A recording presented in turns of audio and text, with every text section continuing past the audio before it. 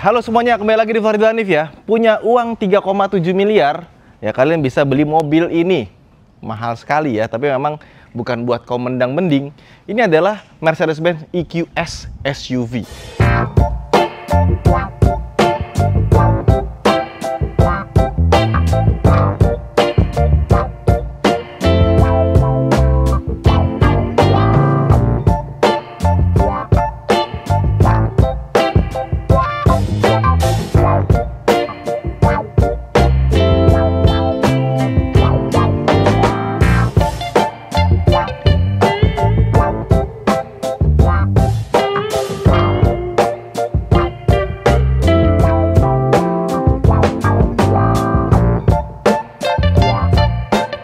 Jadi kalian tahu Mercedes-Benz S-Class kan? Nah, S-Class itu punya mobil listriknya namanya EQS. Nah, EQS dibikin SUV ya, jadinya seperti ini. Jadi bisa dibilang ini adalah S-Class SUV yang bisa kalian beli tapi dalam versi listrik. Dan mobil ini karena emang mobil mewah ya, ada varian Maybachnya. Jadi yang lebih tinggi lagi dan lebih mahal lagi. Ya, seperti itulah kurang lebihnya. Dan kalau kalian lihat, untuk sebuah mobil 4 miliar ya, ini sebenarnya mobil tuh gede sekali pas kita lihat secara langsung. Tapi pas di foto kelihatannya kayak biasa aja. Ini panjangnya itu 5,2 meter dan lebarnya itu 2,1 meter. Jadi emang besar sekali. Kurang lebih panjangnya sama kayak panjangnya S-Class ya. Dan lebarnya pun juga sama kayak S-Class kurang lebihnya. Ya emang bener S-Class yang ditinggiin, tapi belakangnya nggak bentuk kayak sedan. Dan kalau kalian lihat seperti Mercedes-Benz EQ pada umumnya, mukanya itu seperti ini. Gue salah satu orang yang merasa desainnya ini terlalu plain ya, terlalu kalem untuk sebuah mobil mewah. Kan mobil mewah sekarang zaman itu flashy ya. Tapi Mercedes-Benz EQ itu punya desain yang seperti telur atau seperti air ya, tetesan air. Biar apa? Biar dia aerodinamis. Dan bayangin ini mobil selebar ini, sepanjang ini coefficient of drag ya cuma 0,26. Jadi sangat aerodinamis. Kalau yang EQS versi sedannya itu lebih aerodinamis lagi. Tapi ini SUV segede gini bisa aerodinamis ini, itu tuh luar biasa. Dan kalau kalian pikir depannya ini besar, ya kan? Pasti bagasinya depannya gede. Tapi sayangnya dia nggak bisa dibuka. Jadi cuma bengkel yang bisa buka kap depannya. Jadi kita nggak dapat tempat buat naruh barang di depan. Tapi yang unik adalah pertanyaannya, kalau kita mau ngisi air, itu di mana? Air wipernya ada di sini. Dipencet, isi air di sini, kalau udah tinggal ditutup lagi. Ya, jadi depan ini sama sekali nggak didesain untuk dibuka, walaupun seharusnya bisa kalau bengkel yang buka.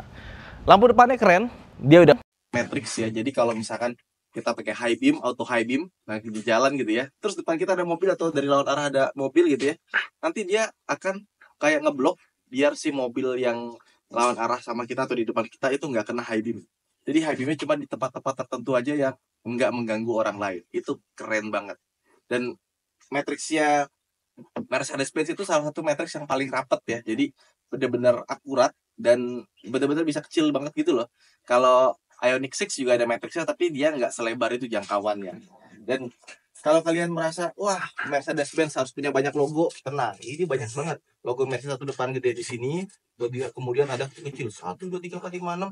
Dan kalau misalkan lagi di malam hari, dia nyala dari ujung ke ujung. Peleknya, ya, dia pakai Pirelli V0. Ukurannya dia luar biasa gede, 275/45 R21. Jadi peleknya 21 inci.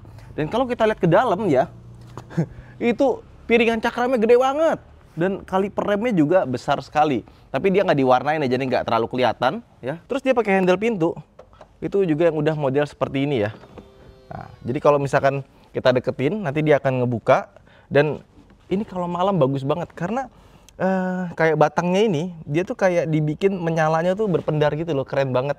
Dan kalau kita buka, waduh, ini pintunya emang sih pas dibuka tutup berasa mewah, tapi sayangnya dia nggak vakum, jadi nggak nyedot dia.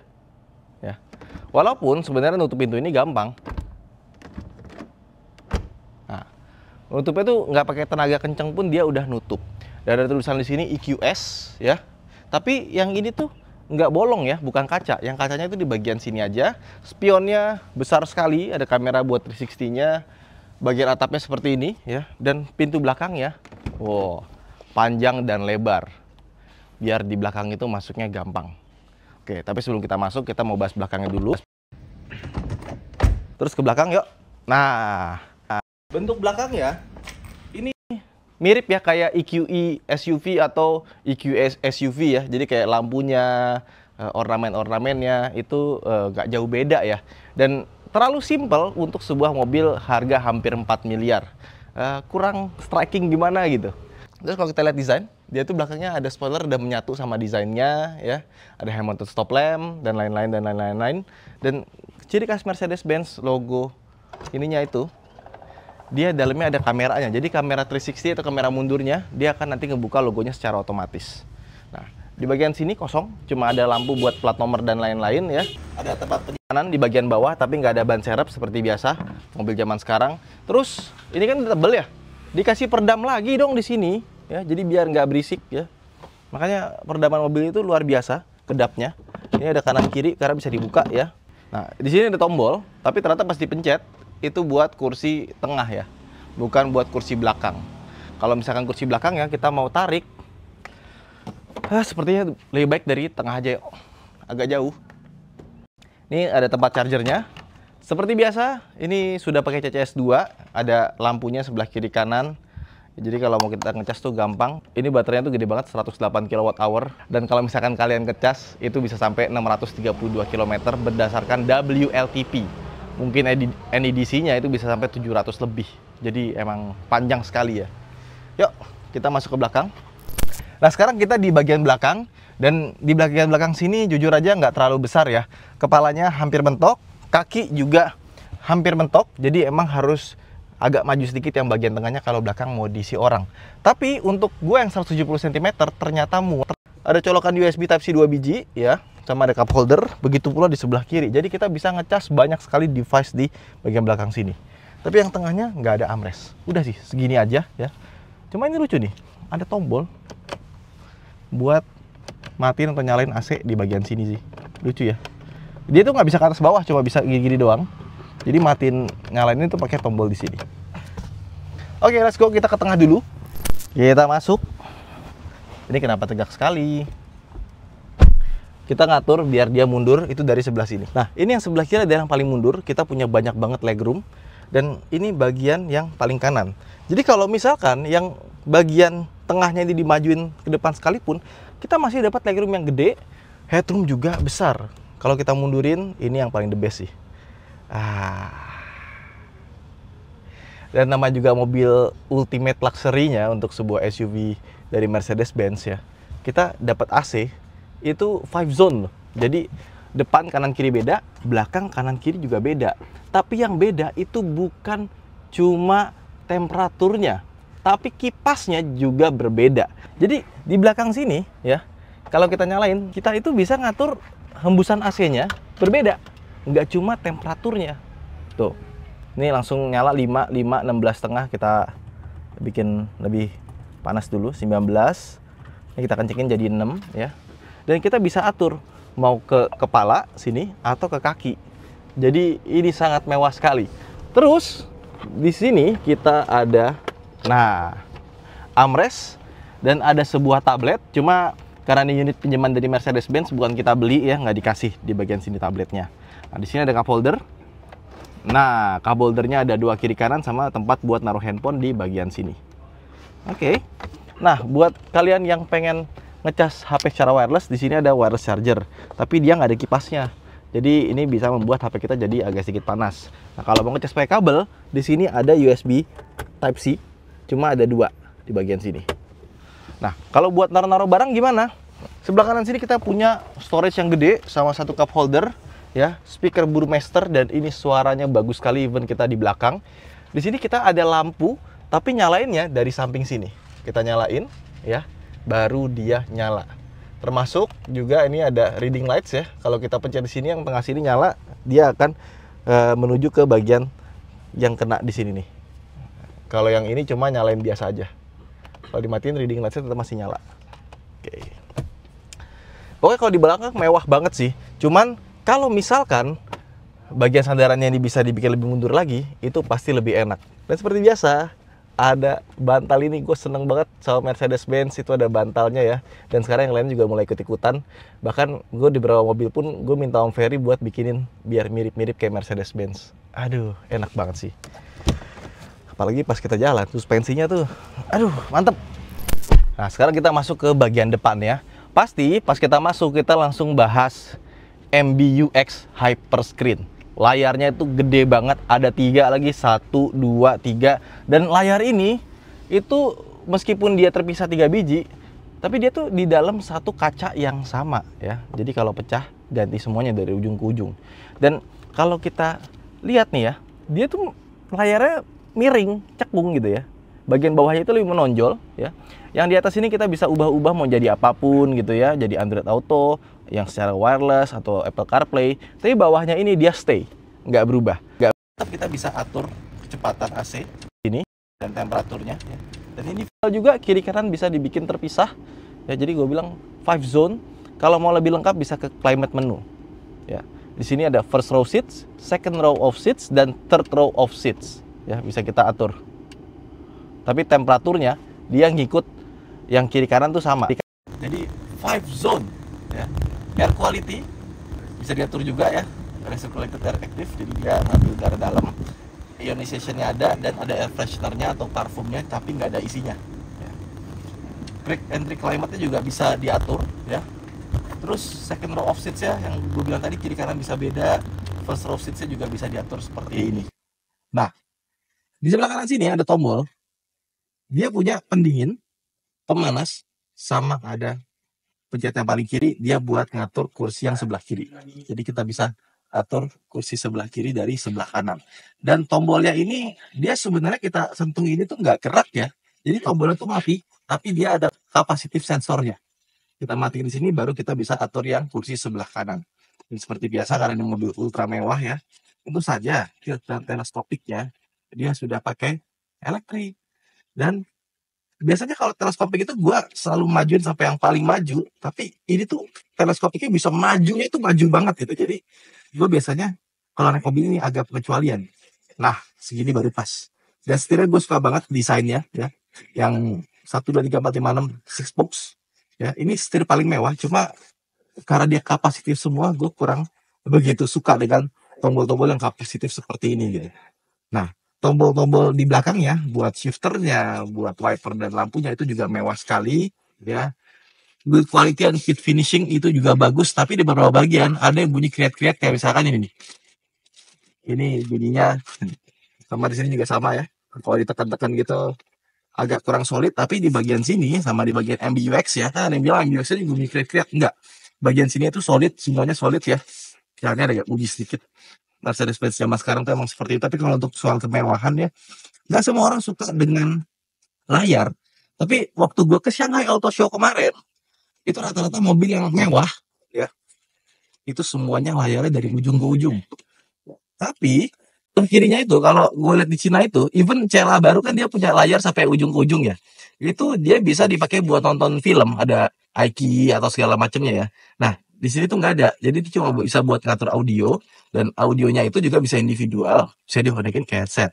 Nah, seandainya di bagian sini itu bisa dipakai nonton YouTube dan kawan-kawan, kan harusnya aman ya. Itu pasti lebih cakep lagi tuh, bisa nonton Netflix, YouTube, dan kawan-kawan. Jadi driver tetap fokus sama depan, yang sebelah kiri penumpang bisa nonton, gitu, bisa menikmati. Di sini ada tombol bisa buat buka bagian laci bawahnya ya, dan ini tombol juga elektrik. Kalau soal kursi udah nggak usah ditanya lagi, enak sekali kursinya. Kursinya ini the best. Tapi untuk rasa kursi berkendaranya, dia tuh dashboard tinggi banget, dan kacanya itu di bawah gini ya. Jadi kalau kita naik mobil ini, kita turunin dekat-dekat itu rasanya kayak kita gitu. Dashboard di bawah ya. Biasanya kan senang kalau naik mobil itu kan di bawah ya. Tapi kalau mobil ini di bawah banget tuh nggak enak, karena dashboard tadi. Oke, kita naikin lagi ya. Nah, di sini ada fast charging. Kalau ditutup bentuknya kayak gini ya. Ini kayu-kayunya juga bagus. Kita buka lagi. Ada USB Type-C buat ngecas ya. sama ada cup holder, sama buat naruh barang lagi, sama kunci. Nah, di sini ada tombol, tapi kalau kita pencet, itu yang kepencet tuh semuanya gitu. Jadi kita harus benar-benar pas taruhnya. Ini buat ngatur dynamic settingsnya, jadi buat driving mode, ada untuk volume, dan volumenya ini untungnya nggak perlu digeser, cukup dipencet aja plus atau minusnya. Dan itu lebih mudah dibandingkan kita pakai di setir ini ya. Ada tombol buat kamera parkir, EQ, berapa baterai dan kawan-kawannya. Terus, nah ini nih functionnya bisa kita atur dari sini. Jadi untungnya meskipun semuanya sudah secara touchscreen, tapi kita tetap dikasih shortcut. Start stop engine buttonnya di sini, dan ini ada untuk, nah kita nggak terdaftar soal fingerprintnya. Ini buat matiin layar, ya sistem off. Nah jadi hitam tapi buat AC tetap masih ada, sama ini buat mute. Nah di sini ada tombol buat buka bagian tengahnya, dan bisa dingin juga. Nggak ada sih ventilasinya, tapi kok agak sedikit dingin ya? Karena mungkin jalur AC ke belakang. Kurang lebih seperti itu. Di bawah sini ada tempat penyimpanan yang besar sekali ya, karena emang dibikin floating, sama ada STNK. Nih ya, kalian tahu nggak? Mobil 3,7 miliar, pajak per tahunnya berapa? 60 juta? 70 juta? Salah. 0 PKB-nya. Jadi kita coba bayar SWDL, KK, LJJ-nya aja nih, sumbangan wajib dan biaya administrasi STNK dan kawan-kawan, Rp143.000. Ya itulah mobil listrik itu. Bayangin, kalian punya Mio Karbu, mahalan Mio Karbu, pajaknya tiap tahun. Nih lihat menunya ya. Jadi kalau jeleknya layar begini tuh kita mesti rajin-rajin bersihin ya. Kalau nggak ada bekas-bekas tangan atau kita coating lagi. Nah, beberapa ada yang dikasih PPF, tapi kalau kalian kasih PPF, sebaiknya dites dulu. Kadang ada beberapa PPF yang kalau ditempel di layar itu jadi kurang responsif. Nah, cuma yang gua senang dari layar ini adalah ketika kita ngeklik, dia tuh kayak ada haptic feedbacknya gitu. Jadi ada getarnya sedikit. Nah, masuk ke home ada EQ yang mode yang tadi, ya, tapi lebih gede aja. Masuk home lagi, home. Apps-nya ini nggak banyak ya, cuma Mercedes-Me, Beginner Drive Mode, Valet Service Mode, dan Gallery. Terus masuk lagi ada Settings. Ini settingsnya banyak sekali, dan yang paling gue suka adalah, kita skip aja ya, karena banyak banget. Kalau kita masuk ke audio, nah, entertainment, ini personal sound profile, gue suka sekali bagaimana cara si Mercedes-Benz itu ngasih settingan yang mudah buat kita. Bass, intensive, brilliant, atau language, gue paling suka yang bagian sini. Jadi kita nggak usah pusing-pusing graphic equalizer, bass, apa segala macam. Udah main begini aja, itu udah pas banget. Bass karakteristiknya mau netral, gentle, warm, atau punch, gue sukanya yang gentle. Surround sound-nya ini juga bagus. Jadi gampang sekali untuk mendapatkan suara yang pas sama kuping kita dengan semudah ini gitu. Oke, back-nya yang ini ya. Oke. Atau kita mau pakai pure atau di sound juga ada. Equalizer bisa diatur secara manual juga, tapi gue pakai sound profile yang ini sih. Ini ngaruh nggak sih? Dan ada sound fokusnya juga, mau depan atau belakang ya. Itu bagus sekali juga. Loudness-nya juga bisa kita atur. Cuma yang itu tadi. Cuma yang tadi itu tuh yang bagus banget itu. Internet, Bluetooth, data protection, dan kawan-kawan. Assistance, driving, collision, assistance, kamera, parking, semua ada. Vehicle dan kawan-kawannya, dynamic select, itu ada bang. Dynamic select, open close, comfort. Ini sunblindnya juga ada di atas ya. Lights, sistem info, ada banyak sekali yang bisa diatur di sini. Ya, home lagi. Ada comfort, seperti biasa dia punya kinetic seat, jadi oke. Terus ada comfort ya, jadi dia punya massage seat ya. Ini massage seatnya, kalau kita mau nyalain tuh agak repot sih, karena sama dia nggak dikasih tombol ya. Jadi kalau misalkan kita mau nyalain massage seatnya, gue lebih pakai voice command-nya aja, tinggal ngomong. Mercedes. Hi Mercedes. How may I help you? Turn on massage seat. I'm switching on the massage for you. Nah, ini bisa buat passenger dan buat drivernya. Dan aduh, ini juga enak banget sih. aduh. Terus masuk lagi ke home. Ya. Ada phone, radio, media, off-road. Off-roadnya dia modenya cukup lengkap sebenarnya. Kita bisa cek suspensi, ganti-ganti tire pressure-nya, ya, tire temperature, position, drive juga bisa diganti-ganti ya. Ada banyak hal yang bisa kita mainin di sini ya. Tuh. Dan bisa dinaikin. Tapi naikin suspensinya itu sedikit sekali, jadi hampir nggak berasa ya. Bisa buat off-road tapi memang bukan off-road yang ekstrim ya. Tuh, kita bisa ngeliat bagian depannya, nanti ada apa aja di depan kita. Itu bagus sih. Oke, masuk home lagi. Info ya, energy flow, vehicle dan kawan-kawan. Terus kita masuk lagi Android Auto. Jadi ada banyak yang bisa kita setting, termasuk kita bisa atur dari sini tampilan layar speedometer dan HUD-nya. Nanti kalau mau bisa lebih panjang lagi ya, karena zaman sekarang serba digital, banyak yang bisa kita atur dari semua. Let's go. Nah, gimana rasanya pakai mobil dengan harga hampir 4 miliar ini?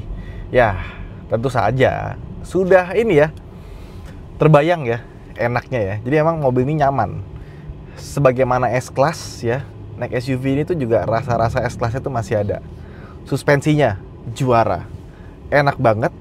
Tapi kakunya tuh masih ada. Jadi kalau misalkan kita lewat polisi tidur yang miring gitu ya, goyang-goyang gini itu masih ada. Tapi pas kita lewatin jalan bergelombang, berlubang, polisi tidur yang lurus itu enak. Nggak ada kebantingnya tuh, nggak ada yang ceduk gitu tuh, nggak ada kebantingnya. Ada terasa guncangan gitu, tapi nyaman sekali, enak. Bukan yang paling empuk doyong-doyong gitu, nggak. Tapi entah kenapa pas kena jalan itu ya kayak S-Class lah, gimana sih rasanya. Dan tentu saja mobil dengan harga segini, peredaman kabinnya luar biasa. Suara motor-motor lewat itu nggak ada. Bahkan suara AC itu malah lebih kedengeran dibandingkan dengan suara luar. Udah gitu, audionya ini Burmesternya bagus sekali. Jadi audionya tuh bisa kita sesuaikan dengan selera kita dan dikontrolnya dengan mudah dan gampang gitu lah. Nggak perlu kita expert equalizer, ini bass segala macemnya berapa kilohertz gitu. Nggak perlu. Ini mudah banget. Seandainya semua mobil kayak gini diaturnya, itu bagus banget. Dan surround sound-nya, 3D-nya itu juga separasi antar instrumen tuh bagus sekali ya. Jadi kelasnya emang kalau kita custom mobil sendiri gitu ya, ini mungkin kita custom dapat audio kayak gini ya di atas 100 juta, karena emang seenak itu audionya. Di belakang pun juga enak. Nah, kemudian gimana tentang driving feel-nya? Yang pertama, posisi duduknya ya, dia tuh bisa dibikin turun sekali kayak sedan ya. Lupa lagi di sebelah sini. Tapi kalau kita di bawah sekali seperti ini, dashboardnya itu terasa terlalu tinggi ya. Dan kalau kalian perhatiin, potongan kaca dashboard depan itu di atas sini, dan bagian kacanya itu dia turun ke bawah. Jadi kaca samping kanan kirinya itu dia lebih pendek dibandingkan dengan yang kaca depannya. Dan itu ngebuat si speedometernya ini sama dashboardnya itu rasanya kayak tinggi banget. Dan karena kita ngerasanya itu kayak tenggelam, nah gue lebih senang pakai mobil ini tuh justru duduknya agak tinggi. Agak berbeda dengan mobil-mobil lainnya, dimana kalau gue naik mobil SUV atau apapun itu, gue senangnya duduknya tuh di paling rendah gitu. Tapi karena rasanya kayak tenggelam gitu, di mobil ini gue agak sedikit berbeda kebiasaannya. Dan paling lucu sih pedal feel-nya ya. Untuk pedal gas ya gue sih nggak ada masalah. Tapi pedal feel-nya ya, ini rasanya kayak kita bawa mobil balap yang nggak ada masternya, boosternya kita copot, terus pakai kampas racing. Kurang lebih kayak gini rasanya. Jadi rasanya itu keras, tapi remnya tuh pakem. Jadi buat ngeremnya itu, kita kalau mobil balap tuh kita harus pakai feeling juga biar nggak ngelok ya. Kalau misalkan dia ngunci, ya udah ngeblok dah, nggak bisa belok kita. Nah itu kurang lebih tuh sama gitu. Dan awal-awalnya kalau misalkan kalian nggak biasa pakai rem mobil balap, itu butuh penyesuaian. Tapi karena gue cukup sering pakai mobil balap dulu waktu masih balapan ya rasanya kurang lebih mirip gitu. Itu agak aneh sih. Maksudnya bukan aneh yang gimana, tapi kayak nggak lazim aja di mobil-mobil pada umumnya gitu loh. Dan mobil ini juga punya body control yang bagus, jadi ketika kita ngerem ya, itu bodi depannya tuh nggak terlalu nunduk gitu. Kemudian untuk regenerative braking-nya, dia tuh namanya recuperation ya. Jadi kita pencet minus ini ya, jadi normal, pencet minus lagi jadi strong recuperation. Dan dia nggak ada one pedal driving-nya. Tapi menurut gue ya, recuperation-nya ini atau regenerative braking-nya, gue sih lebih seneng dia ada di no recuperation. Dan ketika kita pakai recuperation-nya, ya, itu tuh rasanya pedal remnya tuh kayak agak turun sedikit gitu loh. Jadi pas kita injek rem tuh beda gitu rasanya. Nggak kayak mobil listrik yang pernah gue coba sih. Jadi pas kita pakai recuperationnya itu, dia tuh kayak pedalnya ikut turun juga gitu, kayak ikut ngerem pas kita injek pedalnya. Ya, makanya gue lebih seneng pakai yang no recuperation. Dan uniknya adalah ini mobil kenapa desainnya kayak gini kan gue bilang tadi karena aerodinamis ya.